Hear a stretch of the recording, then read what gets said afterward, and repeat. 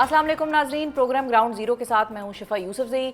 PTI camp से इमरान खान की रिहाई की बाज़गश्त बुलंद हो रही है और आज इसी तनाजुर में चेयरमैन पीटीआई गौहर खान ने इस उम्मीद का इजहार कर दिया है कि ईद से कबल इमरान खान की रिहाई मुमकिन हो सकती है जिसके लिए वो पार्लियामेंट समेत हर फोरम पर बात कर रहे हैं, हर फोरम को इस्तेमाल कर रहे हैं और कारकुनान तसल्ली रखें कि पार्टी क़यादत उनको मायूस नहीं करेगी। गौहर खान साहब का ये दावा एक ऐसे वक्त पर सामने आया है कि जब इमरान खान पीटीआई को हुकूमत के साथ मुज़ाकरात के हवाले से मना कर चुके हैं और इस्टेब्लिशमेंट को ये वाज़ेह सिग्नल दे चुके हैं कि वो इसके साथ डायरेक्ट बातचीत करने के लिए तैयार हैं। इसी तनाजुर में ये खबरें भी सामने आ रही हैं कि बैरिस्टर सैफ और राना सनाउल्लाह के राब्ते हुए हैं, जिसमें सियासी बातचीत का जो रूट है वो अपनाने पर इत्तेफाक हुआ है। जबकि ये इतलात भी सामने आ रही हैं कि एक बार फिर पाकिस्तानी निजाद अमरीकी शख्सियात का वफ्द इस्लामाबाद पहुँच चुका है और वो इमरान खान की रिहाई के हवाले से अपनी कोशिशों का अगला राउंड शुरू करने जा रहे हैं। और साथ ही ये भी बातें मुख्तलिफ ओवरसीज़ पाकिस्तानियों की जानिब से हमें सुनने को मिल रही हैं कि ये उनकी जानिब से कोशिश का आखिरी राउंड होगा। अब इसके साथ साथ आज ही सुप्रीम कोर्ट में पीटीआई को मखसूस नशिस्तें दिए जाने के फैसले के खिलाफ दायर नजरसानी अपील की समाअत हुई है, जिसके दौरान आईनी बेंच की जानिब से ये कानूनी नुक्ता उठाया गया है कि सुन्नी इत्तेहाद कौंसिल मखसूस नशिस्तों की हकदार नहीं है। क्या वाकई ईद से कबल बड़ा सरप्राइज आने जा रहा है? मखसूस नशिस्तों के हवाले से सुन्नी इत्तेहाद कौंसिल समेत पीटीआई को अब कोई खदशा लाहक होने जा रहा है? इस हवाले से गुफ्तगू करने के लिए हमारे साथ मौजूद हैं पाकिस्तान तहरीक इंसाफ के अहम इत्तेहादी जमात सुन्नी इत्तेहाद कौंसिल के सरबराह साहिबजादा हामिद रजा साहब। अस्सलाम वालेकुम साहिबजादा साहब। वालेकुम अस्सलाम। थैंक यू सर, आपने वक्त निकाला। सबसे पहले तो सियासी मामलात की तरफ जाने से पहले सुप्रीम कोर्ट से ये आगाज़ कर लेते हैं कि आज जजेज़ ने जो मखसूस नशिस्तों की समाअत के हवाले से नुक्ता उठाया वो यही था। उन्होंने कहा कि सुन्नी इत्तेहाद कौंसिल ने तो इंतखाबात में हिस्सा ही नहीं लिया था और आप बतौर पार्टी सरबराह आज़ाद हैसियत में इलेक्शन आपने लड़ा, तो सुन्नी इत्तेहाद कौंसिल मखसूस नशिस्तों की हकदार नहीं है, ऐसा मौक़िफ़ उनका आ रहा है सामने। बिस्मिल्लाहिर्रहमानिर्रहीम, बहुत शुक्रिया जी। मुझे नहीं पता कौन सी रॉकेट साइंस हमें रिक्वायर्ड होगी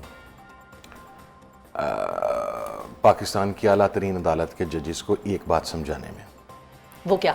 वो ये कि जिस तरह का भी जो भी था डिसीजन एक आ गया 39 SIC, 41 PTI और 14 और 15 इंडिपेंडेंट।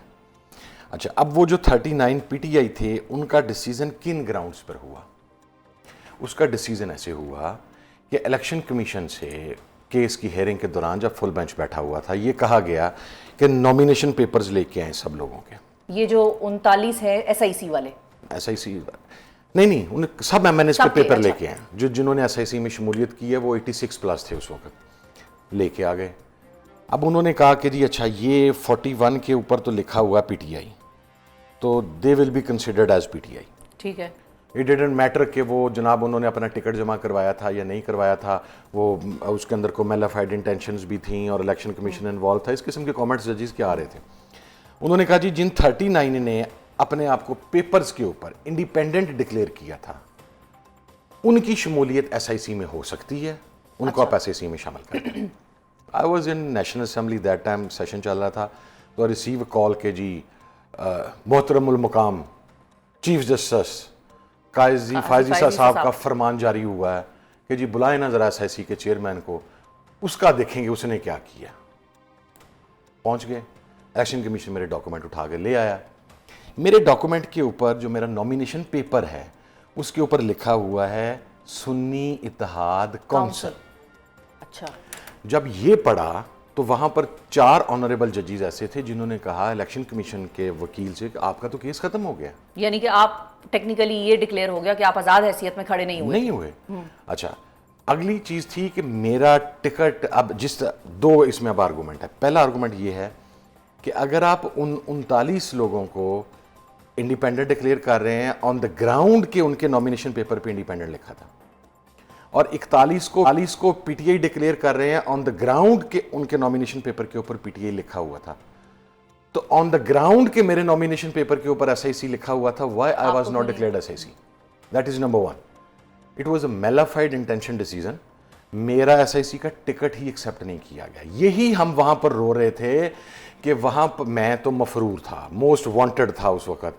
मैं तो ना अपने नॉमिनेशन पेपर्स की मर्तबा गया, मेरा कोई भाई बेचारा अंदर जा सका, कोई नहीं जा सका, जिस तरह मेरे पेपर, तो मेरे नॉमिनेशन पेपर के ऊपर SIC लिखा हुआ है। मैंने 2013 का इलेक्शन भी SIC के इंतखाबी निशान पे लड़ा हुआ है, मेरे वोट उसके अंदर मैं दूसरे नंबर पर था उस वक्त भी। It is not like it was a new election और हमें पता नहीं था। फिर मैं वो वाहिद कैंडिडेट हूँ पाकिस्तान का जिसका इंतखाबी निशान 3 मरतबा तब्दील किया गया। SIC का एक्सेप्ट नहीं किया गया, पहले मुझे शटल कॉक दिया गया, फिर एक को बालू था या को सारी रात वो रहा, सुबह 11 बजे के करीब वो दूसरा निशान मुझे दे दिया गया, फिर उसके बाद तीसरा निशान मुझे गड़ेयाल दे दिया गया। यानी मैं वो बंदा हूँ जो, और जिसके एविडेंसेस हमने दिखाए, ठीक है, कि मेरा अपना पार्टी का भी मीन, उसकी वजह ये थी, मेरा आपको आज आपकी क्लियर पार्टी का निशान कोई नहीं था? मेरी पार्टी का निशान घोड़ा इलेक्शन कमीशन के उसके ऊपर है, वो मुझे अलॉट होना चाहिए था, जो कि नहीं हुआ, जो कि मुझे नहीं दिया गया। अब ये बात हम आपको बता रहे हैं, 2 अफराद ऐसे थे जिनके बारे में मुक्तदरा का मौक़िफ़ ये था कि एक हामिद रजा है, एक राजा नासिर अब्बास है।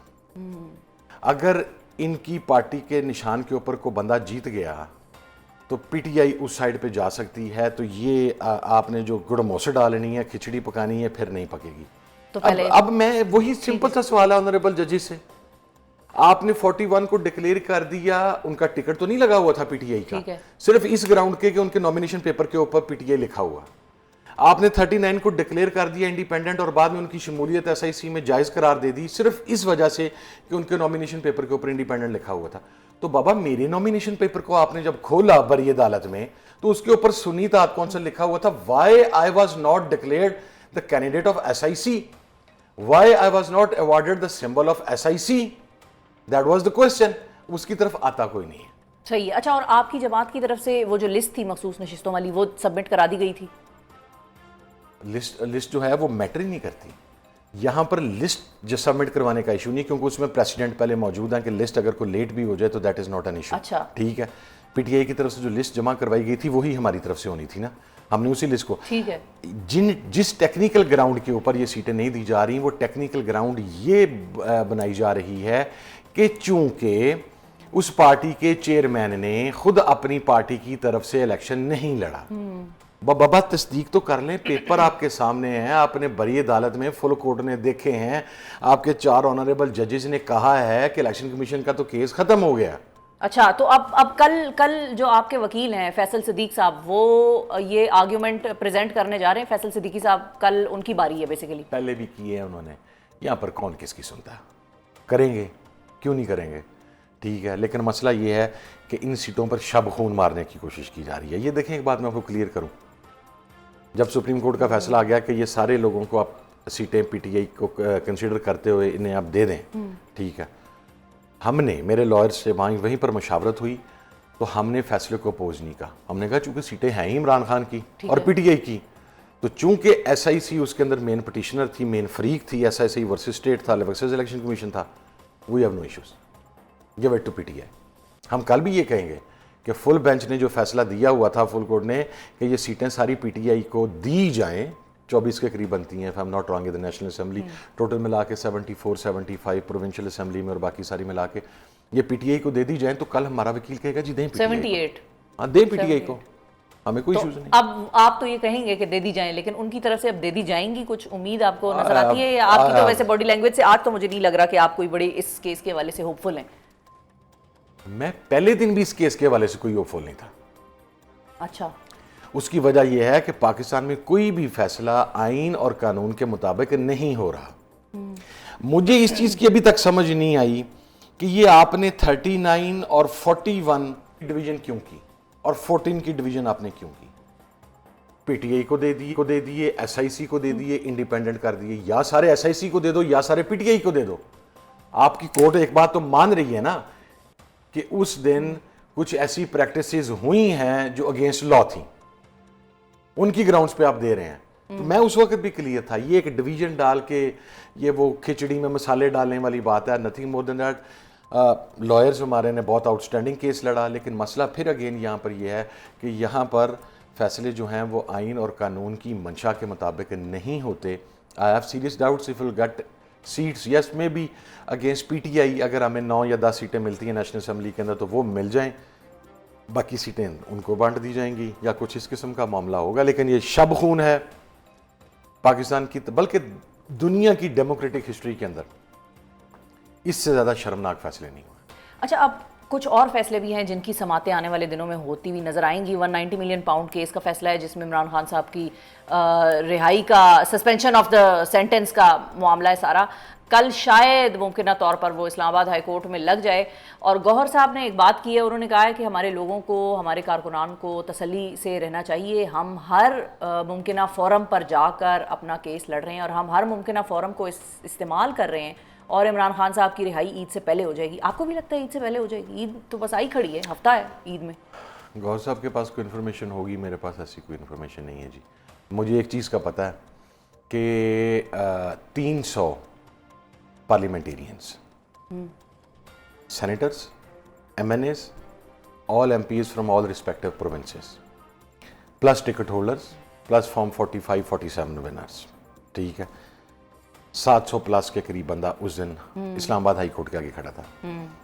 एक डेलीगेशन गया अंदर, उसने चीफ जस्टिस से बातचीत की।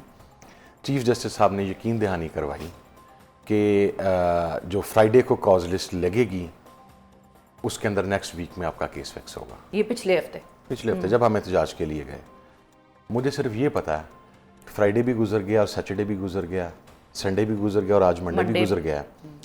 जो चीफ जस्टिस ऑफ पाकिस्तान का फॉर्म 45 वाले तो आप निकाल दें, 300 पार्लियामेंटेरियंस के साथ जो कानून बनाते हैं, जो आइन बनाते हैं, उनके साथ जो वादा था वो पूरा नहीं हुआ। किस इंसाफ की आप बात करेंगे? इसके अलावा और क्या रह गया?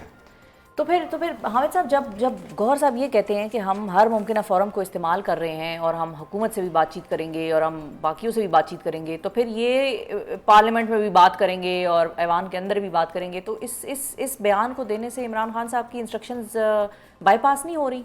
क्योंकि खान साहब तो ये कहते हैं हुकूमत से बात ही मत करो, उनके पास इख्तियार नहीं है और मैं खुद से बात करूंगा, अगर इस्टेब्लिशमेंट करना चाहेगी तो मैं खुद से डायरेक्टली करूंगा।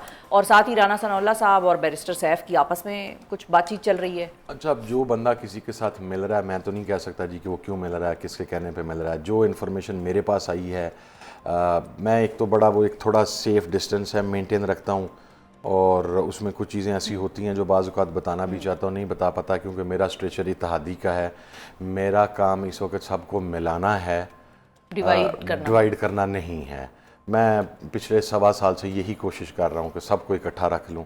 मैं इसके ऊपर तो कोई कमेंट नहीं करूँगा, लेकिन मुझे ये ज़रूर पता है कि जो बहुत black and white clear cut instructions last weekend के ऊपर हमारे पास पहुँची थी खान साहब की, वो ये थी कि हुकूमत के साथ किसी किस्म के मुज़ाकरात नहीं होंगे और एस्टेब्लिशमेंट के साथ हो सकते हैं, वो भी खान साहब के लिए नहीं। ही हैज़ मेड इट क्लियर कि इंडिया के तनाजुर में मोदी अभी दोबारा हरकत व सकनात करेगा, कौमी यकजहती की ज़रूरत है, एक यकजहती की फ़िज़ा को बहाल रखने की ज़रूरत है। तो उस ग्राउंड्स पे हो सकता है इस्टेब्लिशमेंट से मुज़ाकरात में भी खान साहब अपने लिए ही is not going to demand any relief and he has made it clear. These are the clear cut instructions जो हम लोगों तक पहुँची हैं, हमारे पास पहुँची हैं। अब कौन किससे मिल रहा है, मेरा ख्याल है वो खुद बताए तो ज़्यादा। और ये ओवरसीज़ पाकिस्तानियों का आपके पास क्या इन्फॉर्मेशन है? ज़ाहिर है वो एज सच तो पीटीआई के ओहदेदारान नहीं हैं, वो जो भी आ रहे हैं डॉक्टर्स हैं पाकिस्तान के कुछ ऐसे और वहाँ से यहाँ आ गए हुए हैं और मुलाकात कर रहे हैं, उनकी क्या कहानी है? मेरा ख्याल है कि एक तो इस पूरी जदोजहद के अंदर ओवरसीज़ पाकिस्तानी का एक बहुत बड़ा किरदार है, तो हम उसे कभी भी नज़रअंदाज नहीं कर सकते। बट आई गेस कि हर आदमी अपने तई एक कोशिश कर रहा है और वो अपने तई कोशिश कर रहे होंगे। As far as I know, Khan साहब की तरफ से किसी को इंस्ट्रक्शन नहीं है। अच्छा हामिद साहब, एक चीज़ और भी समझने वाली है कि अगर तहरीक इंसाफ में इमरान खान साहब की खुद से चलें, बात समझ में आती है कि वो खुद बात करेंगे इस्टेब्लिशमेंट से, अगर इस्टेब्लिशमेंट राज़ी हो और करना चाहे और माहौल को कूल डाउन करना चाहे, तो अगर इस्टेब्लिशमेंट से बात होनी होती तो अब तक हो ना गई होती। मतलब इस्टेब्लिशमेंट को भी तो ये आइडिया तो है ना कि बातचीत उन्हीं से होनी है और खान साहब के ज़रिए ही होनी है और खान साहब के थ्रू डायरेक्टली होनी है, तो ये मसला हल तो फिर पहले ही हो गया होता अगर ये बात इतनी आसान और सिंपल होती। एग्री। तो फिर क्यों ये उम्मीद है खान साहब को कि मैं उनसे बात कर लूंगा अगर वो करना चाहें? खान साहब ने पाकिस्तान के हवाले से की है ना। खान साहब की ये बात आप उस वक्त इस सेंस में ले सकते हैं कि he is talking about himself और हिज पार्टी। जिस वक्त खान साहब ये कहेंगे मेरे केसेस ख़त्म करो, ये करो, वो करो, उसके ऊपर खान आज भी क्लियर है। जुडिशल कमीशन दो 9 मई के ऊपर, 26 नवंबर के ऊपर, जो ज़िम्मेदार हैं उनको सज़ा दो, उन ज़िम्मेदारों से मैं अपने आप को डिसोन करूँगा। उनके खिलाफ अगर पार्टी के हैं उनके खिलाफ डिसिप्लिनरी एक्शन लिया जाएगा। इज़ मेड इट क्लियर, ठीक है। अब वो अपने लिए कोई चीज़ डिमांड नहीं कर रहा, इज़ आस्किंग अबाउट पाकिस्तान। आपको पता है जब ये इंडिया के साथ सारे मामला हुए तो कौन था जिसने पाकिस्तान के मौक़िफ़ को पूरी दुनिया में डिफेंड किया? वो वही थे जो डिजिटल दहशतगर्द थे, वो फिर सोशल मीडिया वॉरियर्स हो गए। अच्छा, तहरीक के हवाले से हामिद साहब, फाइनली तहरीक चलने लगी है पीटीआई की, किस नौइयत की होगी, उसका क्या प्लान है आप लोगों का? उसके हवाले से भी खान साहब सिग्नल्स दे रहे हैं पार्टी को? कुछ आज पता लगा है, खान साहब की हमशीरगान ने जेल से बाहर बात की है, अभी तक उनसे बात नहीं हो सकी। खान साहब ने कहा है तहरीक की तैयारी करें। जहाँ तक मेरा ताल्लुक था, मैं आपको पता है वो अलायंस जो हमारा था, मैं उसकी स्ट्रेटजी कमेटी का हेड था। मैंने और मेरी टीम के सारे साथियों ने प्लान बना लिया, प्लान बना के हमने आगे फॉरवर्ड कर दिया। अच्छा ठीक है, अब वो खान साहब से या अप्रूव होगा या डिसअप्रूव होगा, फैसला उस पर आ जाएगा। अप्रूव ही होगा, उसमें कोई डिसअप्रूव वाली बात तो कोई नहीं है। वो एहतजाजी तहरीक का प्लान है और बड़ा कंप्रीहेंसिव प्लान है। अब मसला ये है कि हम में से तो कोई जा नहीं सकता वहाँ पे। मैं तो 8 जुमेरात मुसलसल वहाँ पे खड़ा रहा हूँ, मेरा नाम ही नहीं क्लियर किया जाता, मुझे तो मिलने नहीं दिया जा रहा। सही है। अगर हमारी कमेटी का कोई और मेंबर मिलने दिया जाता तो भी शायद हो जाता। अभी मुझे ये नहीं पता कि खान साहब तक वो मामला पहुँचाया गया है या नहीं पहुँचाया गया, वो प्लान पहुँचाया गया या वो प्लान नहीं पहुँचाया गया। I don't know about it. अच्छा, और आपकी अपना अंदाज़ा क्या है, रिहाई ईद से कबल हो सकती है उनकी या too soon? I guess it's too soon. मेरे पास कोई ऐसी, देखें मैं आपको कैटेगोरिकली बता रहा हूँ, कोई बैकडोर मुज़ाकरात नहीं हो रहे किसी के साथ, एज इफ नो नंबर। अच्छा, अगर किसी के साथ हो रहे होते तो खान साहब का ये स्टेटमेंट क्यों आता कि एस्टेब्लिशमेंट से बातचीत हो सकती है पाकिस्तान की इशू के ऊपर? अच्छा, हो सकती है का लफ्ज़ है, हो रही है का नहीं है। पॉलिटिकल गवर्नमेंट से नहीं होंगे। सो टू माई नॉलेज अभी तक कोई नेगोशिएशंस नहीं है, कोई फ्रंट डोर बैक डोर कोई डोर शोर कोई नहीं है अभी तक। खान साहब is very clear on his stance और कोई मुलाकातें नहीं हो रही। These are all rumours. जिस वक्त कोई एहतजाज होने लगता है शायद उस वक्त ये आ जाता है कि जनाब फलानी जगह पे मुज़ाकरात शुरू हो गए, फलानी जगह पे शुरू हो गए। नहीं हुए। मैं पिछले 1 महीने से पीट रहा हूँ कोई मुज़ाकरात नहीं हो रहे। लेकिन ये तासुर आपकी पार्टी की तरफ से ही आ रहा है, आपकी इत्तेहादी पार्टी की तरफ से ही आ रहा है कि तसल्ली रखें, हम हर फोरम पे बात कर रहे हैं, पार्लियामेंट पे बात कर रहे हैं। पार्लियामेंट में बात तो कर रहे हैं। अच्छा, अली अमीन अगर बात कर रहा है कि वो बात कर रहा है तो जाहिर है वो जिन कमेटीज़ की मीटिंग के अंदर जाता है वहाँ पे अली अमीन बात तो करता है ना। लेकिन उसमें नून लीग भी आ जाती है ना फिर, जिससे बात करने से मना किया। जिससे बात करने से मना किया, लेकिन जब वहाँ पर सिक्योरिटी के लोग मौजूद होते हैं जिनके साथ आपको पता है क्रिटिकल सूबा है, लॉ एंड ऑर्डर की बात होती है, तो वहाँ पर अली अमीन ने, आपको याद होगा कि ये एक लास्ट मुलाकात, इससे पहले जो सेकंड लास्ट मुलाकात थी, बाहर आके उन्होंने कहा था कि खान साहब ने मुझे मुज़ाकरात का नहीं कहा, मैं अपने तय कोशिश करता रहूँगा। तो being the chief executive of the province वो कोशिश कर रहे होंगे, वो बात करते हैं। हमें पता लगा है कुछ मीटिंग्स के अंदर उन्होंने खान साहब के हवाला से, पाकिस्तान तहरीक इंसाफ के हवाले से बात की है, बट दैट डिडंट मीन कि ऑफिशियली किसी किस्म के कोई मुज़ाकरात स्टार्ट हो गए हैं। बहुत शुक्रिया अदा करेंगे साहिबजादा हामिद रजा साहब। नाजरीन हमारे साथ मौजूद थे। मखसूस नशिस्तों के केस के हवाले से बड़ी डिटेल में साहिबजादा साहब ने हमें समझाया कि क्या मामला उस वक्त हुआ था जब ये लोग इलेक्शन लड़ रहे थे, अपने कागजात नामजदगी जमा करा रहे थे, आरओज़ के ऑफिस के चक्कर काट रहे थे, और अब क्या मामला हो रहा है और क्यों साहिबजादा साहब बहुत ज़्यादा होपफुल नहीं है इस केस के हवाले से। अब देखते हैं आगे क्या होता है। क्या ईद से कबल इमरान खान रिहा होने जा रहे हैं? क्या हुकूमत इमरान खान की रिहाई में अब रुकावट नहीं बनेगी? और क्या हुकूमत को मखसूस नशिस्तों के केस की नजरसानी अपील में रिलीफ मिलने के बाद पीटीआई की मखसूस नशिस्तें अपने हिस्से में आती नजर आ रही हैं? इन सब अहम सवालात पर हम प्रोग्राम के इस हिस्से में हुकूमती मौक़िफ़ जानने की कोशिश करेंगे, जिसके लिए हमारे साथ मौजूद हैं नून लीग के कौमी असम्बली में चीफ विप और वफाकी वज़ीर बराए पार्लिमानी उमूर डॉक्टर तारिक फजल चौधरी साहब। अस्सलाम वालेकुम डॉक्टर साहब। जी वालेकुम सलाम। बहुत शुक्रिया डॉक्टर साहब, आपने वक्त निकाला प्रोग्राम के लिए। सबसे पहले तो हम अपने और आपके पिछले सेशन से इस सेशन को ज़रा जोड़ के आगाज़ करते हैं कि पिछली मरतबा जब आप प्रोग्राम में आए थे तो आपने कहा कि बातचीत ही नहीं हो रही, बातचीत से मामलात बहुत आगे चले गए हैं। तो क्या राना सनाउल्लाह साहब और बैरिस्टर सैफ की जो मामलात आपस में डिस्कस हुए वो भी उसी चीज़ की कड़ी है, उसी तसलसल का एक सिलसिला है?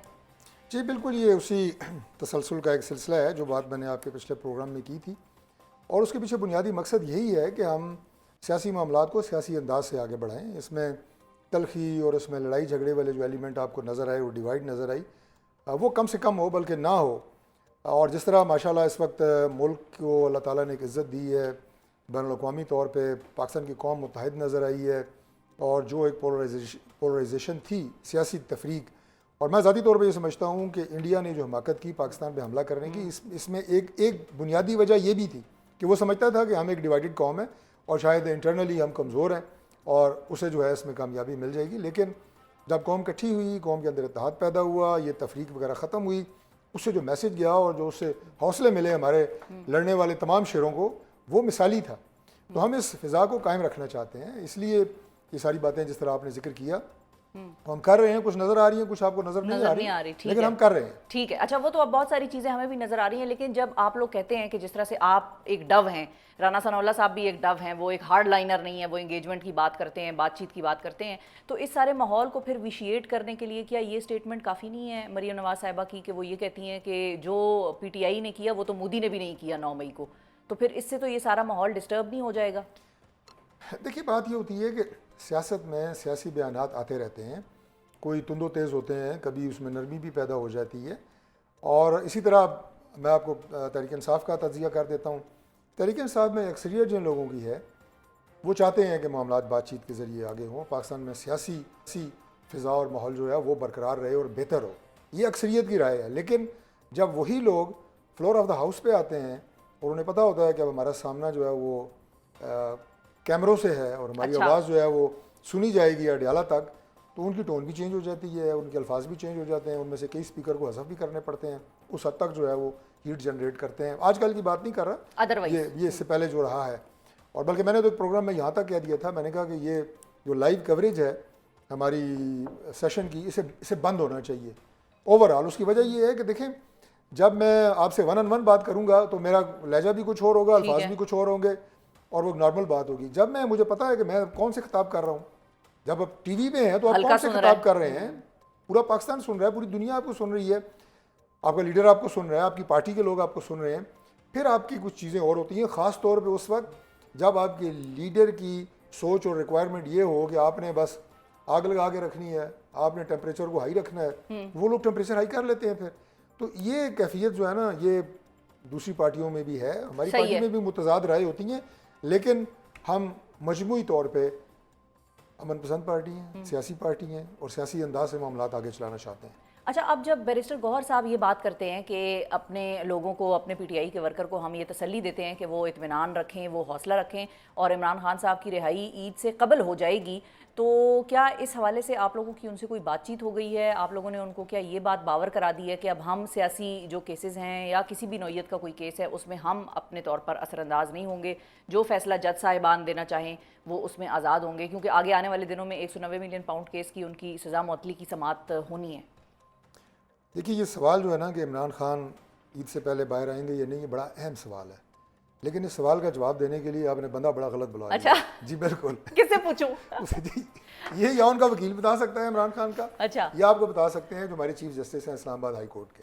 ठीक है, वो चूंकि लीगल मामलात में उस मुकदमे को समझते हैं। लेकिन डॉक्टर साहब, आप लोगों की बातचीत हो रही है ना PTI से, तो PTI ये कहती थी कि आप लोग रुकावट बनते हैं, तो अब वो कह रहे हैं कि तो कौम तसल्ली रखे, हम कोशिश अपने तौर पर कर रहे हैं। हम कोई रुकावट नहीं बनते, ना हम बनेंगे, ये आपको बिल्कुल मैं बावर करा रहा हूँ।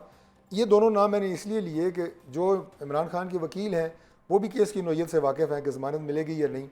चीफ जस्टिस साहब ज़ाहिर जज हैं, उन्होंने फैसला करना है, वो बता सकते हैं कि ये ज़मानत मिलने वाले केस हैं या नहीं। वो ज़ाहिर है उनसे तो आप पूछ नहीं सकते, तो लिहाजा आप इमरान खान के जो वकील हैं उनसे रब्ता करें। मेरा लेकिन आपका तरदीद ना करना, जिस तरह आपने सवाल टाला है ना डॉक्टर साहब, आपने तरदीद कोई नहीं की है, यानी कि कोई इम्कान कहीं मौजूद है। पसंदी से मैंने अच्छा आपको बता दिया है कि ये डोमेन गवर्नमेंट का नहीं है। उसकी वजह यह है कि इमरान खान की जो रिहाई है ना, वो प्राइम मिनिस्टर साहब के किसी एग्जेक्टिव ऑर्डर से नहीं होनी, वो होनी है अदालतों से और ज़मानतों से।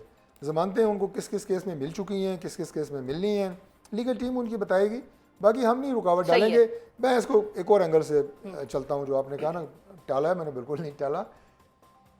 देखें, एक मौका था ना, आज से 2 महीने पहले चले जाएं, 6 महीने पहले चले जाएं, साल पहले चले जाएं, इमरान खान उस वक्त एक डिफरेंट माहौल में पाकिस्तान में रेलेवेंट थे। पाकिस्तान की सियासत में आज भी वो रेलेवेंट है, मैं ये नहीं कह रहा, लेकिन जहाँ आज पाकिस्तान चला गया है ना, सिचुएशन तब्दीली की वजह से, और जहाँ हमारी अफवाज पाकिस्तान का जो माशाल्लाह किरदार रहा, जो उनका रोल रहा, कौम जिस तरह इकट्ठी हुई, हमारे अगले टारगेट्स और अहदाफ क्या हैं कि हमने इस इत्तेहाद को मेंटेन रखना है, हमने आगे बढ़ना है, इस माहौल का और इस सारे फिनोमिना का पाकिस्तान ने फ़ायदा उठाना है। जो हमारे लूप होल्स हैं हमारे डिपार्टमेंट्स के अंदर, इदारों के अंदर, उन्हें हम ठीक करें, मुल्क की मैशत ठीक करें, आगे बढ़ें। ठीक है, उस लेकिन सफ़र में अगर ना इमरान खान पीछे रह गया है। अच्छा, हाँ, अब वो जिक्र जो है ना कि इमरान खान अंदर होगा, इमरान खान बाहर होगा, उससे क्या फ़र्क पड़ेगा, नहीं पड़ेगा, अब नहीं फ़र्क पड़ने वाला, क्योंकि पाकिस्तान बहुत आगे बढ़ गया है। अब उनका आपको क्या तज्जिया अगर हम आपसे मांगे तो आपको नज़र क्या आता है? क्या ईद से पहले की कोई कहानी बन सकती है या ईद के बाद की कहानी बनेगी, अनलाइक जो गौहर साहब या मेरा तो बाकी ख्याल है उनकी उनके पार्टी के जो लोग? वकील हैं और सारी उनकी लीगल टीम है, वो अब ईद इतनी नज़दीक आ गई है तो बमुश्किल वो ईद के लिए बकरे शकरे खरीदेंगे। एक उनके हफ्ता रह पास- गया ईद जी, में। एक हफ्ते में कैसे हो सकता है मुझे बताएं। एक हफ्ते में तो बकरा और बैल नहीं खरीद सकता बंदा ईद के लिए। ये हफ्ता तो उसी में लगेगा, इस हफ्ते में कहाँ रिहाई हो सकती है? ये मैंने आपको टेक्निकल बात बताई है, सही है। मेरा ख्याल आपको समझ आ गई होगी। अच्छा, अब अगर हम इमरान खान साहब की बात करें तो वो वैसे अपनी पार्टी को मना करते हैं और वो ये कहते हैं कि हुकूमत से बात करने का कोई फ़ायदा नहीं है, तुम लोग टाइम ज़ाया कर रहे हो और इस्टेब्लिशमेंट से बात करेंगे, और वो कहते हैं मैं खुद करूँगा, अब ज़ाती तौर पे कोई दरमियान का बंदा कोई नहीं होगा, मेरी पार्टी का भी कोई ना हो। आपको ज़ाती तौर पर क्या लगता है, इस्टेब्लिशमेंट का कोई हुकूमत से कोई रब्ता हुआ है, इस हवाले से कोई बातचीत हुई है या आप लोगों का उनसे कोई इस रब्ता हवाले हुआ? से हमसे तो कोई ना ऐसा रब्ता है, ना ऐसी कोई फॉर्मल बात है। ये जो बातचीत चल रही है माहौल के हवाले से, बेहतरी एक सियासी टेम्परेचर को डाउन रख के हम अपने मामलात को आगे चलें, वो तो हम अपने तौर पे कोशिश कर रहे हैं। जो इंगेजमेंट्स पाकिस्तान तहरीक इंसाफ के MNAs के साथ और उनकी लीडरशिप के साथ है वो जारी हैं। और उसमें आप लोगों बाकी को इस चीज़ की कोई ज़रूरत नहीं है कि एस्टेब्लिशमेंट को ऑन बोर्ड लेना है, या ये आप लोगों देखिए, का मैंने तो खालिसन खुल के कहा सियासी फैसला है था, अपना? मैंने खुल के कहा था एक प्रोग्राम में, और मैं दोबारा आपके प्रोग्राम में दोहरा देता हूँ। मैंने ये कहा था कि इमरान खान खुद या उनकी पार्टी के लोग आएँ, बैठ के बातचीत करें। अगर वो कहेंगे कि एस्टेब्लिशमेंट को बुलाएं, उन्हें भी दावत दे देंगे। भाई वो भी पाकिस्तान है, वो भी हमसे बाहर तो नहीं है। मैंने तो यहाँ तक कहा था, मैंने कहा जितने स्टेक होल्डर्स हैं, चीफ जस्टिस साहब उन्हें रिक्वेस्ट करेंगे कि आप भी हैं। अभी हमारे मामलात कुछ थे कि हमारे अरबों रुपए जो हैं FBR के मुख्तलिफ जगह के ऊपर स्टे पे स्टे, कुछ हमारी कानूनी कमजोरियाँ भी हों, कानूनी मीन्स जो हमारी लीगल टीम की कमजोरियाँ भी होंगी। प्राइम मिनिस्टर ने फ्री हैंड दिया, हमने बेहतरीन लायर्स हायर किए और प्राइम मिनिस्टर चीफ जस्टिस साहब के पास खुद तशरीफ ले गए कि जी इस सिलसिले में मेरिट पे फैसला करने में हमारी थोड़ी सी फैसिलिटेशन हो।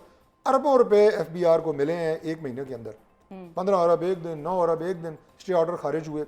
मैनेजमेंट होती है ना। तो मैंने तो यहाँ तक कह दिया था, आप आए, हम बैठते हैं, बाकी दीगर सियासी जमातों को बिठाते हैं, एस्टेब्लिशमेंट को भी रिक्वेस्ट कर लेंगे, चीफ जस्टिस साहब को। भाई पाकिस्तान को आगे लेके जाना है, सारे बैठ के सही क्यों है। बात नहीं कर सकते? इसमें मुज़ायका क्या है मुझे आप बताएं। कर ठीक है। सकते हैं।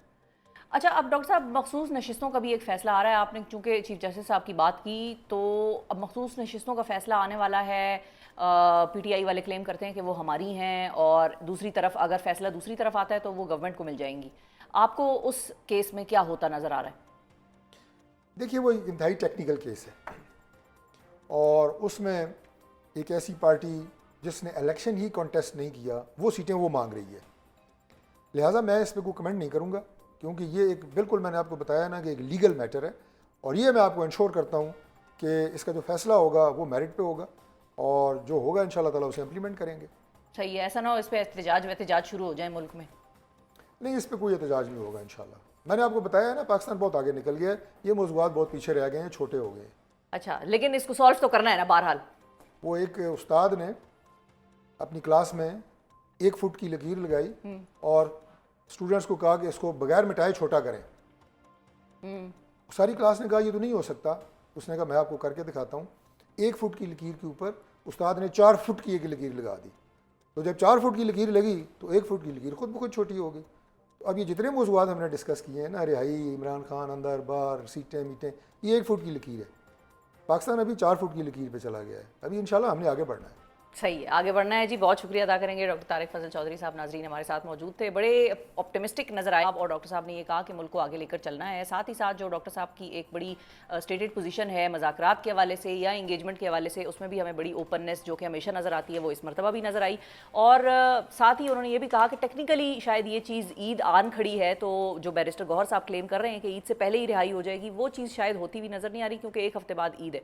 सो सारे कानूनी लवाजमात भी पूरे करने में शायद थोड़ा बहुत वक्त लगे। ईद के बाद की ही कहानी अब होगी जो भी होगी। पाक भारत अस्करी तनाव तो बज़ाहिर ख़त्म हो गया है, मगर अपने पीछे बहुत से असरात और सवालात छोड़ गया है, और इसी तनाजुर में उन फैसला कुन 16 घंटों की बाज़गश्त मुसलसल सुनाई दे रही है।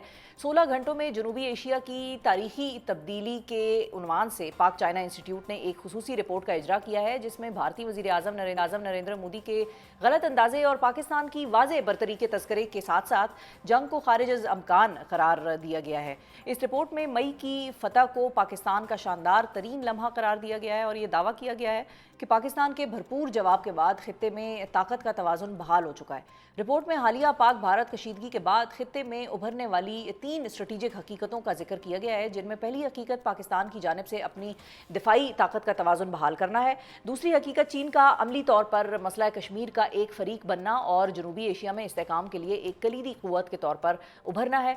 और रिपोर्ट के मुताबिक तीसरी स्ट्रेटेजिक हकीकत हालिया पाक भारत तनाज़े के तनाजुर में अमरीका एक बार फिर बड़ी आलमी ताकत के तौर पर सामने आया है, जो कि कश्मीर के मसले को दोबारा जिंदा करने में अहम किरदार अदा कर रहा है। इसके साथ साथ रिपोर्ट में 3 नुकाती हिकमत अमली भी तजवीज़ की गई है, जिसके तहत मुतहर्रिक सफारतकारी का फ़रोग और इसके लिए पाकिस्तान का चीन, सऊदी अरब, तुर्की, आज़रबाईजान और ईरान जैसे इत्तेहादियों के साथ ताल्लुकात को मजबूत करना, सिंध तास मुआहिदे पर कानूनी हिकमत अमली यानी लॉफेयर का भरपूर इस्तेमाल और मीडिया, थिंक टैंक्स और पॉलिसी साजों के जरिए बयानिए की जंग को फ़रोग देना शामिल है। ये रिपोर्ट मजीद क्या बता रही है और में इस हवाले से मजीद क्या चैलेंजेस दरपेश हो सकते हैं, इस पर बात करने के लिए हमारे साथ मौजूद हैं पाक चाइना इंस्टीट्यूट के एग्जीक्यूटिव डायरेक्टर मुस्तफ़ा हैदर सैयद साहब। अस्सलाम वालेकुम मुस्तफ़ा साहब। अस्सलाम वालेकुम जी। बहुत शुक्रिया सर, आपने वक्त निकाला। सबसे पहले तो ये बताइए कि जो फाइंडिंग्स मैंने बताई, इसके अलावा कौन से ऐसे पॉइंट्स हैं जो आपकी रिपोर्ट हाईलाइट करती है इस तनाजुर के हवाले से? देखिए जी, बहुत शुक्रिया, आपने मदऊ किया मुझे। और सबसे पहले तो शिफा, ये पहली रिपोर्ट है जो इस क्राइसिस के बाद पब्लिश हुई है किसी भी थिंक टैंक से पाकिस्तान में। तो this is the first policy analysis of this whole situation कि इसका पाकिस्तान के लिए क्या मतलब है, इसका रीजन के लिए क्या मतलब है और इसके कॉन्सिक्वेंसेस जो हैं इंटेंडेड एंड अनइंटेंडेड इस कॉन्फ्लिक्ट के बाद वो सारे फरीकों के लिए क्या होंगे। तो फरीक में जो है वो पाकिस्तान है, इंडिया है, चाइना है, यूनाइटेड स्टेट्स है और रीजनल प्लेयर्स हैं। तो this is the first policy analysis जो हमने अल्हम्दुलिल्लाह under the guidance of the founder and chairman of Pakistan China institute senator Mushahid Hussain Syed हमने नशर किया है। और इसमें जो आपने कुछ रेफ़र भी किए हैं, जो मोटी मोटी 3-4 आउटकम्स हैं वो ये हैं कि इस क्राइसिस से पहले इंडिया अपना leverage in conventional warfare, in conventional deterrence अपनी सुपीरियरिटी समझता था और हमारा जो न्यूक्लियर इक्वालिटी का एक रिश्ता है, क्योंकि न्यूक्लियर डिटरेंस है दोनों मुल्कों का, वो उसने ऑफसेट करने की कोशिश कर दी थी based on conventional capabilities as a bigger and stronger country. ठीक है ना जी, एक तो ये था, तो उन्होंने वो ऑफसेट कर दिया था कि superiority.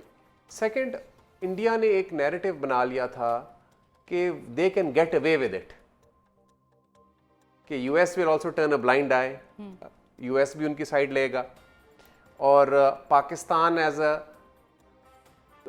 Coat unquote sponsor of terrorism, उसे हम इंटरवीन भी करेंगे, उसकी सॉवरेंटी भी वायलेट करेंगे,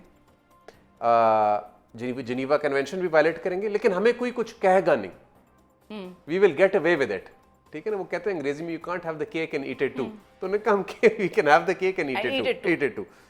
तीसरा जी इसका ये था कि इसमें हम सियासी तौर पे, क्योंकि वहाँ बिहार में इलेक्शन भी इंडिया में था, तो उसे मोदी को बड़ा फ़ायदा होना था, क्योंकि इस दफ़ा तो उन्होंने वो मेजॉरिटी नहीं ले सके थे। तो वो भी आपको पता है, वहाँ मोदी साहब भी आए थे थोड़ा से ट्रिक्स के साथ पावर में, तो उन्होंने कहा कि उन्हें सियासी तौर पे फ़ायदा हो जाएगा और पाकिस्तान को वैसे ही वो तस्लीम नहीं करती है बीजेपी, तो रगड़ा दें। इसमें वो बहुत बड़ी मिसकैलकुलेशन हुई है मोदी की, ह्यूज मिसकैलकुलेशन। उसे सियासी तौर पे लॉस हुआ है, क्योंकि उसके लीडर ऑपोजिशन राहुल गांधी ने भी आपने देखा है कि क्वेश्चन किया है, उनके सीनियर मिलिट्री ऑफिसर्स ने शिफा भी पूछा है कि वो राफेल्स जो थे वो कहाँ हैं, उसका जवाब मिलना चाहिए, क्योंकि उन्होंने आए बाएं शाएं की उस सही है। जो न्यूयॉर्क टाइम्स और बीबीसी और इंटरनेशनल लेजिटिमेट जो वॉइसेस हैं और मीडिया है और फ्रेंच इंटेलिजेंस ऑफिशियल्स ने भी इसे तस्लीम किया कि राफेल्स हैव बीन डाउन्ड। दूसरा है कि एक डिटरेंस हमारी जो है इंडिया के साथ रिस्टोर हो गई है कि वो जो था ना we can get away with it, हमने क्लियर कर दी, you can not get away with it. सही है। हाँ। अच्छा, आप लोगों ने रिपोर्ट में ये भी लिखा है एक बहुत इंपॉर्टेंट चीज हुई, क्योंकि आप चाइना स्पेशलिस्ट भी हैं शिफा। आपकी बदौलत। तो वो बड़ा इंपॉर्टेंट पहलू है। There was a larger context to this matter, और ये भी हमने इसमें लिखा है। इसमें आपने देखा कि प्रेसिडेंट शी और प्रेसिडेंट ट्रम्प की भी तस्वीर है इस रिपोर्ट के। बिल्कुल बिल्कुल। तो इसमें पहली दफा जो चाइनीज डिफेंस टेक्नोलॉजी, देखिए US China big power competition जो है वो तो हवर कर रहा है ना पूरे दुनिया में, हमारे रीजन में भी और बाकी। पहली दफा और यूनाइटेड स्टेट्स और चाइना की जब बात होती है तो इकोनॉमिकली हमेशा चाइना का होता था कि China will become the biggest economy by 2030, लेकिन डिफेंस में western technology, west is superior to China, ये एक आम तासुर था। पहली दफा देखिए सिमुलेशंस तो ही है, सिमुलेटेड एक्सरसाइजेस जो होती हैं, बट एक्चुअल कॉम्बैट नहीं हुई थी, जिसमें cutting edge Chinese technology, of course J-35 जो बिल्कुल लेटेस्ट है वो नहीं इस्तेमाल हुआ, बट J-10C और JF-17 हुए, और कटिंग एज वेस्टर्न टेक्नोलॉजी जो राफेल है, पहली दफा आमने सामने हुआ है उनका, और उसमें फतह चाइनीज टेक्नोलॉजी की है। तो ये एक लार्जर कॉन्टेक्स्ट में देखा जा रहा है by global powers, this contest जो 16 घंटे का हुआ है, जो हमने जीता है अल्हम्दुलिल्लाह। तो इसका एक वाइडर जियोपॉलिटिकल एक कॉन्टेक्स्ट भी है कि what is the future to come. ठीक है। अच्छा, ये बताइए कि इस रिपोर्ट में आप लोगों ने ये भी लिखा है कि जंग का खतरा टल गया है, लेकिन बहुत सारे लोग इस बात पे ये देख भी रहे हैं, एनालिसिस भी अपना दे रहे हैं, और लोग कहते हैं कि भाई क्योंकि इंडिया की जो एक कह लें ईगो है वो बैडली ब्रूज्ड है, वो सुक्की हुई है दुनिया में, उसको पाकिस्तान एक तरफ साइज़ में भी छोटा, एक वो मुल्क जिसके बारे में शायद ये तासुर था कि India triple two it's size है और शायद इतना बड़ा है कि शायद तुम लोग उसके आगे खड़े ना हो सको। उसके साथ चाइना भी आ गया खुलेआम बवांगे दहल, चाइना ने भी पाकिस्तान का सपोर्ट किया, क्लियर कैटेगोरिकल स्टैंड, बिल्कुल कैटेगोरिकल स्टैंड, और उसमें कोई इफ्स एंड बट्स भी नहीं है, सीधा। तो क्या वाकई ऐसा लगता है कि इतनी सारी चीज़ों के बाद इंडिया और पाकिस्तान के दरमियान कोई दोबारा इस किस्म का कुछ होने का खतरा टल गया है, या छोटी मोटी स्कर्मिशेस बॉर्डर्स पे या फ़ज़ाई उसमें हम देख सकते हैं आने वाले वक्तों में? देखिए ये बड़ा इंपॉर्टेंट आपने पूछा है कि अब नेक्स्ट क्या है, व्हाट्स नेक्स्ट इसके बाद ना जी।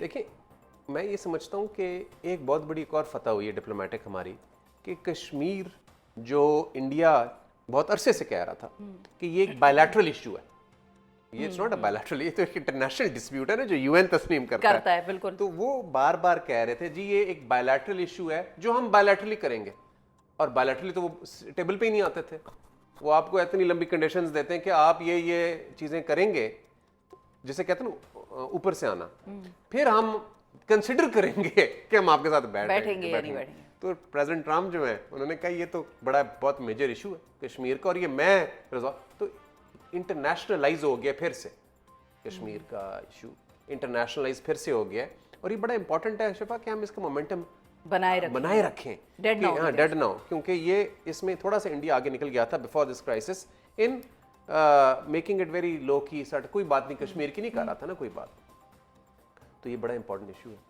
और इसमें सबसे इंपॉर्टेंट मैं समझता हूँ ये चीज़ है कि जो नेगोशिएशन होगी वो प्रेसिडेंट ट्रम्प जो ब्रोकर करेंगे वो आई थिंक वो मुस्बत है पाकिस्तान के लिए, क्योंकि मैंने देखा इस क्राइसिस में यूएस का रिस्पॉन्स ये एक डिपार्चर था प्रीवियस रिस्पॉन्सेस से। प्रीवियस रिस्पॉन्सेस शिफा वर पार्शियल टुवर्ड्स इंडिया, वो उनका स्लांट प्रो इंडिया था प्रीवियस एडमिनिस्ट्रेशंस का, कंसिस्टेंटली वो उनका नैरेटिव भी इस्तेमाल करते थे, वो थोड़ा सा वर्डिंग भी उनकी स्टेटमेंट्स भी वो होती थी। अब it is for the first time it was a balanced, there was no tilt. उसने कहा हमारी दोनों मुल्कों के साथ मेरी तो बड़े अच्छे ताल्लुकात हैं और इनका ट्रेड होना चाहिए और इनका मैं कराऊंगा, तो it was equal and positive and very positive. Great people of Pakistan, great people of India, I am friends with both leaders, ये जो थी ना चीजें। और मार्को रूबियो जो बहुत एंटी पाकिस्तान था और बड़ा प्रो इंडिया, वो भी अब क्योंकि उसने ऑफिस संभाल लिया है, बिल्कुल ज़ाहिर है, he has to follow the line। तो ये मैंने देखा कि थोड़ी सी लाइन पाकिस्तान के लिए पॉजिटिव थी। तो न्यू इनकर्जन मैं नहीं समझता इस तरह का मिलिट्री वो करेंगे मिस एडवेंचर, लेकिन ये कोवर्ट टेररिज्म जो है जो यहाँ पाकिस्तान के अंदर कर रहे हैं वो ये करते रहेंगे। तो इसके ऊपर मैं समझता हूँ कि हमने इतना बड़ा एविडेंस है जी। आपने एक सर्विंग देखिए, वो कहते हैं आपने टेररिज्म की, आपने ट्रेन किए बंदे, आपने तो उनका naval officer serving Kulbhushan Yadav जो पकड़ा था, उसको हाईलाइट करने की जरूरत है। तो ये हमें इसका भी नैरेटिव हमें बनाने की जरूरत है। हम बैकफुट पे ना होएं, हमें बहुत प्रोएक्टिवली ये करना चाहिए, नैरेटिव बनाना चाहिए कि sponsor of terrorism is India. और ये जो मोदी साहब हैं, ये तो ब्लैक लिस्टेड थे ना जी इंडिया जी यूएस में। तो इन्हें तो वीजा, आपको पता है वीजा नहीं था, वीजा मिलता तो वीजा नहीं मिलता था। तो हमें वो थोड़ा सा कभी ना हल्का सा बैकफुट पे आ जाते थे, कॉम्प्लेसेंसी भी आ जाती है जरा।